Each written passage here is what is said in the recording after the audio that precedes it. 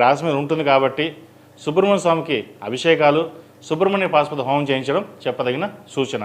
తదుపరి వృశ్చిక రాశి. వృశ్చిక రాశి వారికి ఈ వారం సానుకూల పరిస్థితులు గోచరిస్తోంది. సప్తమంలో రవి, అష్టమ గురువు, చతుర్థంలో రాహు, పంచమంలో శని, అలాగే దశమంలో కేతు సంచారం.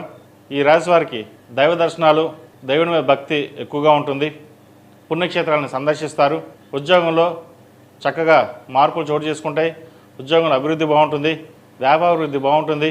కష్టే ఫలి అన్న వీరి ప్రతిభని ప్రతి ఒక్కరూ గుర్తించడం అనేది జరుగుతుంది.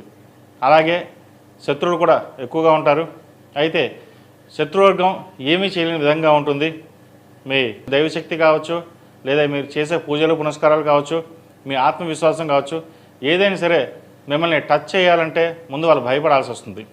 కాబట్టి ఇటువంటి విషయాల్లో ఎటువంటి భయం లేదు.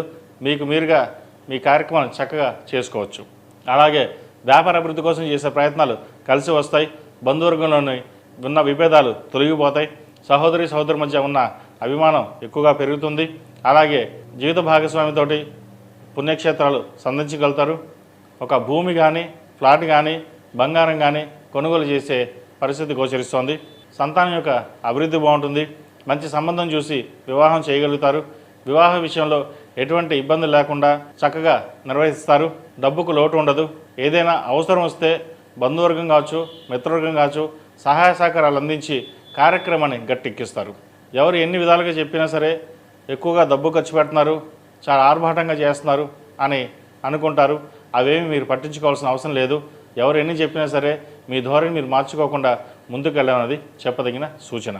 అలాగే ద్వితీయ పంచమాధిపతి గురువు అష్టమంలో ఉండడం వల్ల కొంత ఆరోగ్యపరమైన విషయాల్లో జాగ్రత్తలు తీసుకోవాలి. కాలేయం సంబంధించి, థైరాయిడ్, మోకాలు నొప్పులకు సంబంధించి ఇబ్బంది పెడితే వాటి విషయంలో జాగ్రత్తలు తీసుకోండి. ఏది ఏమైనప్పటికీ గృహ సంబంధమైన విషయ వ్యవహారాలు సానుకూల పడతాయి. సంతానం బాగుంటుంది. అలాగే విదేశీకి సంబంధించిన విషయ వ్యవహారాలు వీరికి సానుకూల పడతాయి. విదేశాలకు వెళ్ళాలనుకునే వారికి విదేశీ ప్రయత్నాలు చక్కగా చేసుకోవచ్చు. అలాగే గ్రీన్ కార్డు కోసం ప్రయత్నిస్తున్న వారికి గ్రీన్ కార్డు లభిస్తుంది. H1B వీసా కోసం ప్రయత్నిస్తున్న వారికి వచ్చే అవకాశాలు గోచరిస్తున్నాయి. అలాగే ఈ రాశిలో జన్మించిన స్త్రీలకు వృత్తి ఉద్యోగపరంగా, వ్యాపార పరంగా అభివృద్ధి బాగుంటుంది. ధనం అధికంగా ఉంటుంది. పేరు ప్రఖ్యాతలు లభిస్తాయి. ఎప్పుడో మీరు చేసిన సహాయానికి గాను మిమ్మల్ని అభినందించడం, పొగడ్డం లేదా మిమ్మల్ని సన్మానించడం జరుగుతుంది.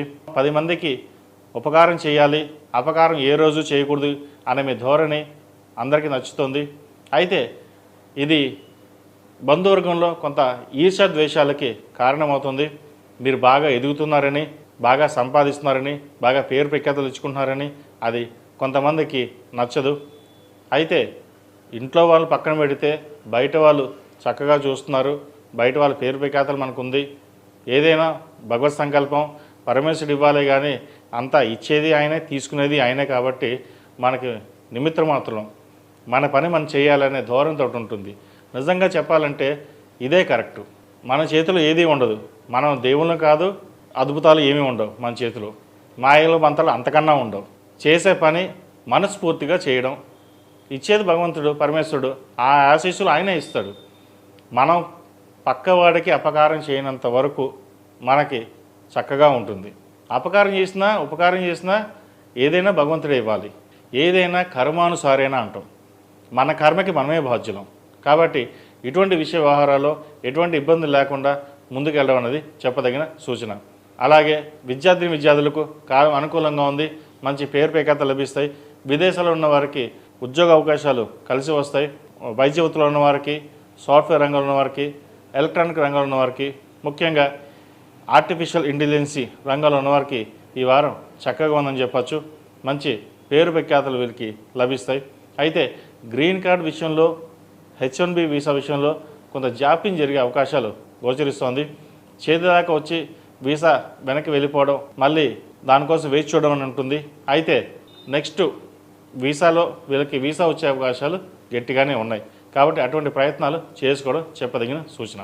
ఈ రాశి వారికి దశమంలో కేతువు, చతుర్థంలో రాహుకేతు గ్రహాలు మారడం వల్ల అన్ని రాశుల మీద కొద్దో గొప్ప ఎఫెక్ట్ అనేది ఉంటుంది. కాబట్టి ఈ ప్రతి రాశి వారు సుబ్రహ్మణ్య స్వామికి అభిషేకాలు చేయడం, సుబ్రహ్మణ్య పాశుపత హోమం చేయించడం చెప్పదగిన సూచన. ఈ రాశిలో జన్మించిన వారికి కలిసి వచ్చే సంఖ్య 7, కలిసి వచ్చే రంగు డార్క్ గ్రీన్. ఏదైనా పని మీద బయటికి వెళ్ళినప్పుడు బుధవారం కానీ శనివారం నాడు కానీ వెళ్ళండి, మంచి ఫలితాలు సంప్రాప్తిస్తాయి. తదుపరి ధనుసు రాశి.